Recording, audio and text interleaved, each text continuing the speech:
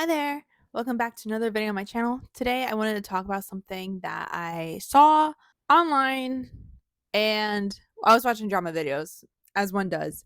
And I was watching drama videos about fellow authors cuz that's entertaining. I saw something that popped up recently, I think maybe last week, and I just kind of wanted to talk about it from an author's perspective. This isn't going to be a drama video. I'm not even going to really go in depth about what happened because it's an iteration of something that's been persisting in the author community, and I just wanted to talk about it.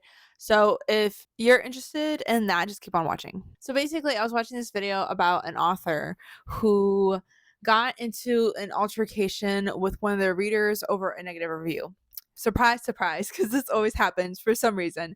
But yes, basically I'm going to put the video I watched in the description if you guys want to watch it. But the short version of it is that there was an author who had a book put out. The reader wrote a 1-star review of it on Goodreads, and they were a little bit sassy in it for sure, but they explained that they had been a reader of this person for a very long time and they just found this particular book disappointing. Okay, that's their right to do so. But then the author proceeded to block this person on all different social media platforms, which is also their right to do. Like, you can block anybody you want, okay. But then that aggravated the situation, and Naja went back and changed her review and made it even sassier. Then that turned into a situation where the author was trying to convince their own little group chat of street readers and stuff to report this.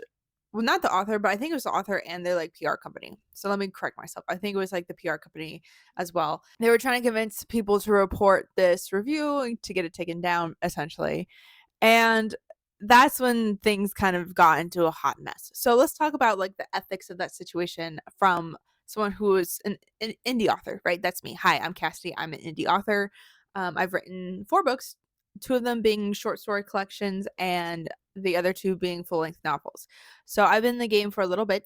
I'm still not a huge author, but I've been out there. I've gone to some events and I've written some books, and I have some great readers who I love very, very much. I'm not on the same level of success as these people whatsoever, but I like to chime in every now and then about decorum, basically, and author boundaries. So yeah, let me just give my 2 cents. I just think that there's a lot of misunderstanding between these 2 people in general, and then it escalated into something really messy and something that everybody had a different opinion on, depending on if you're a writer or a reader or whatever. So I'm just going to say this once, and I really, really, really, really want other people to listen to it, especially if you're a smaller author like me.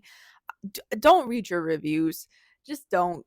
Goodreads by design is a website that was supposed to encourage, help readers find books for them. So the review process is for readers to give their opinions on a book and to give honest feedback, right? And that way somebody could be like, oh, I was excited about reading this book, but now I read the reviews and I realize it's not for me. As somebody who also reads, because all authors should be readers, I always found this extremely helpful, especially when I was reading books that covered certain taboo topics. It helped for me to find trigger warnings or things like that. I utilize Goodreads and reviews for those purposes mainly. And I unfortunately read a book recently that I thought I was going to love and didn't. And I looked at the reviews, and there were some people who had similar feelings to me. And I was like, oh, damn, I should have read the reviews before I picked this up. Okay, so that's the whole point of Goodreads and its inception. I think now, because of digital marketing and online marketing, people often go to their review sections to try to use that as a tool for convincing people to buy their book, right? If a book has a lot of good reviews, you're more likely to purchase it. That's just how it works. And I am also guilty of this. Sometimes authors would go in, if they get a new review, obviously you're curious, you want to see it. And sometimes authors use those positive reviews and post them on their own socials or something to be like, oh, yeah, we got a review and this person loved my book. Yay. And this is why you should buy it too. I've made posts like that, but for me, I never include the name or the face of the reviewer, just because I don't want it to be a thing where it's people hunt after certain people personally. I avoid that. If my readers want to claim that review and be like, yeah, I wrote this because that has happened to me before, that's all good. That's good on them, you know, but it's just some people also don't want their personal information posted. Some people just like prefer not to do that. So that's why I tend to keep their name or their picture out of the review itself. And sometimes I'll post that, but even so, that's like not like a super common thing I post about. I normally post about like myself, my writing process, how it's going, or I'll do like fun memes and teasers for, for current projects. And that's like the bulk of like my posts. And you can see that here on YouTube or like on my Instagram as well. Yeah. So like reviews can be used as a marketing tool, but they shouldn't exist solely for authors. They're not for us, they're for the readers.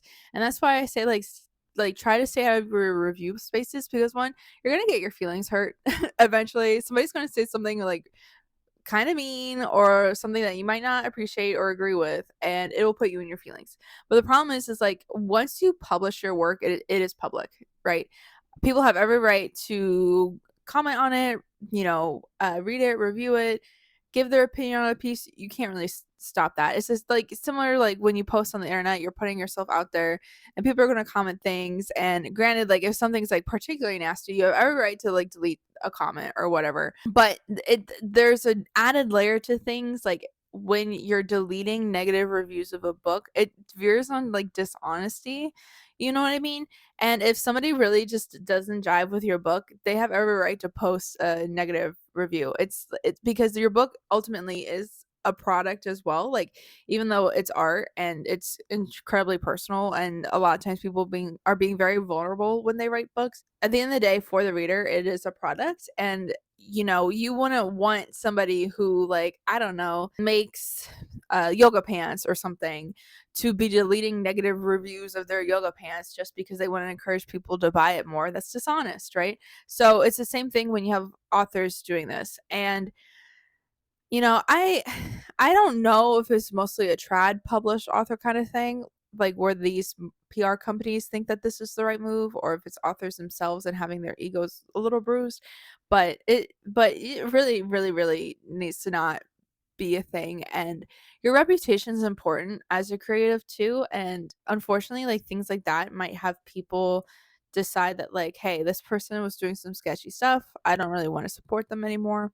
Obviously, you can't control what people say and think about you in general, but like you can also just like not put yourselves in these sorts of situations where you might look kind of bad. You know what I mean? Also, I think I think people underestimate the power of a bad review because in certain cases, like a really funny one-star review could incentivize somebody to buy your book. I have peers that have posted their one-star reviews, and some of them are funny. Some of them, because I have a lot of peers who write horror like I do, and sometimes they'll get a one-star review and it'll be something like, oh, this was absolutely gross and disgusting. Like, who would ever think to write something like this? Like, oh my God, it's just too bloody and gory for me. Okay. But then the people who really like the blood and the guts and all the unnecessary violence or whatever might see that and they're like, oh yeah, this is the book for me. So you kind of are preventing like even with the negative reviews, you're preventing your audience from finding your books, if that makes sense. Like I know like for business wise, you want to get as many readers as possible, you want to make as many book sales as possible, okay? But like also what's important is your readership base. Like I would want my books to be in the hands of people who actually like really who are really passionate about them and who love them and you know who look forward to my next release, right? Like that's the kind of audience, that's the kind of readership that you want to build rather than just casting a really wide net. And you know, yeah, you're popular, everyone's reading your books, but then maybe you're known as like, oh, this is like a mediocre thing, right? Because when you try to appease everybody, ultimately like you can't make every single person happy. You know what I mean? It kind of touches back on a video I made last week about making bad art and being brave and like being vulnerable and authentic and honest. Like you're not going to be for everybody, and that's okay. I'm not going to like cuz you know, some people just don't like scary things. And so I'm not going to be for those people, and that is okay. I'm not going to try to lie to them to make a sale. I'm not trying to, which I have seen people do literally in person before, where they will lie about aspects of the book just to try to sell it to somebody. And I think that's like really messed up actually. Like I've talked about it before, but I was at a situation where I was selling in person at an event, and or I was vending at an event, and this girl was like, I told her about the premise of my books and she was all excited about them. And then she asked me, she's like, "Oh, is there smut? That would be like the perfect thing. Like this book would be perfect for me if there was smut." And I said, "No, there's not. Unfortunately, there's no smut in my books. I don't write that. At least currently I don't." So, and then she turned around and walked away. And I was like, all right, that's fine. But I'm not going to try to deceive my readers into thinking that they're going to get one thing and then like that not happening. Like for me, that's like dishonest, and you're just kind of like wasting everybody's time with that.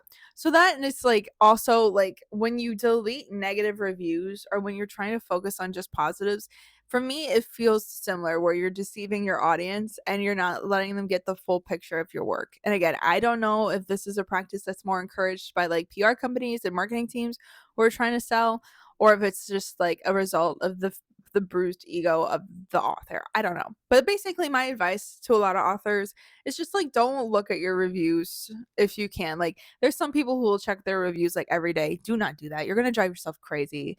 Like every now and then if I see that like, oh, I got a new review, I might check it out to see if anybody wrote anything. But for the most part, I don't check my Goodreads every day. Like no, I no. Or I don't check my Amazon reviews all the time. And granted, like maybe I am a little like naive about this because, you know, like I said, my books are still relatively niche, underground, unknown, but you could be in the know, if you will. What was that audio? It's like niche, underground, in the know. Yeah, those are my books. So am I like rolling the dough? No. Do I have crazy amounts of reviews? No, I don't. But I have enough to where I've like, okay, like for the most part, people are enjoying my stories great. Maybe not everybody rates them 5 stars all the time, but like I'm like, okay, I understand, you know, because I don't rate every book that I read 5 stars. And like as an author, I've really changed the way that I personally review books. Like for the most part, I'll read a book and I'll just do the star reviews and not really write a commentary. I only write a comment if I really, really enjoyed the book or if there was something glaringly wrong with it that I really, really feel like people should know about, because I don't want to ruffle any feathers with like fellow authors. Like I don't, you know, I don't want to really like drag anybody for anything like that. Like I just don't feel the need to do that because we're all like colleagues at this point. Like that's how I view other authors, is that we're all in the same business, so they're like potential colleagues. But like I said, unless something is like glaringly bothering me, I don't really write like lengthy reviews unless I feel strongly one way about it or not. And that's similar, right? I feel like readers might do similar things. You know, there's some reviewers that write like whole synopsis of the books and stuff, and that's great because like that's something they want to be. It's like a reasonable like career choice potentially to be somebody who is a professional book reviewer and has like a social media presence and they do all that. Like that's a job too. And so that's why they put the effort to do that. It's not my job, right? I'm an author. I'm somebody who creates books and writes books. So that's just not my job. But I respect people who do review that professionally. And like I said, that's their sphere of influence. That's their space. And I think authors need to get better at like boundaries between authorship and readership spaces. Like every now and then we'll cross. Like I have readers message me a lot about my books or like memes I share or something like that. And they'll message me, and I really like it when readers message me and talk to me, and it's so much fun. But like that's where that stays, is like in the DMs, right? I'm not like actively trying to police readers reviews or, you know, what they say about my book or anything like that. Like they have every right to comment on it and like give their opinion. And I think a lot of authors need to remember that we are not entitled to good reviews. Just because we desire it doesn't mean we're entitled to it. And I think for readers too, unfortunately, if an author chooses not to interact with you, I think that that's a boundary that also needs to be respected, because, you know, even though I said like, oh, readers will message me and I message them back, like that's something that is a personal preference for me. Maybe not every author is like that. Like some authors would rather be private. Some of them don't even put their faces out there. Some of them want to have more of a private presence online. So that also has to be respected too. And unfortunately, like people can block you for like whatever reason they want to.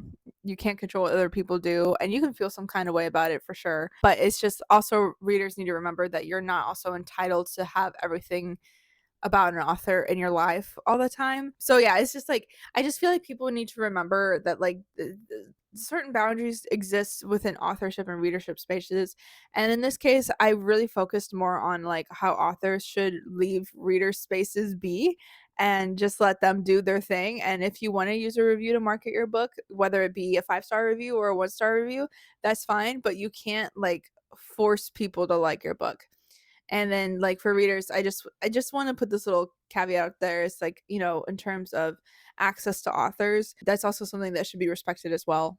Not everybody is going to interact with you, message you, you be part of that experience with you, and that's also okay. Like that's their personal preference. But yeah, that is just my 2 cents. I just wanted to ramble and talk about that today. I was going to make a different video today, but I saw the drama and I was like, so I haven't spoken on this yet. That's just my personal opinion about like boundaries as an author. What do you think? Do you agree with me? Do you disagree with me? Let me know in the comments down below. You can always help me. If you like this video, you can always help me and support me by liking this video, commenting down below, sharing it with a friend, or subscribing to the channel. Please, please, please. That would help me out a lot.